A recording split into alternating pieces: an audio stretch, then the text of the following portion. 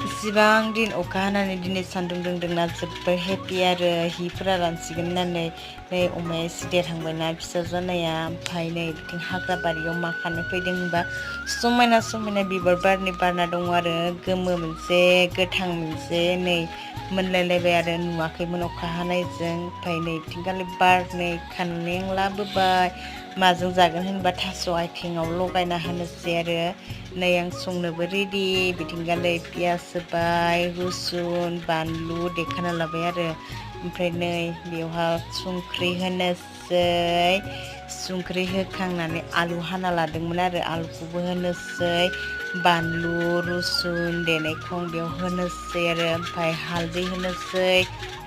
दै होनोसै आंनि संनाया रेडि हरनि जानायनि आहारा बिथिंगालै थास' बिबार थास' आथिं साना लेस्रा एवनाय रेडि जि टेस्टि जादोंमोन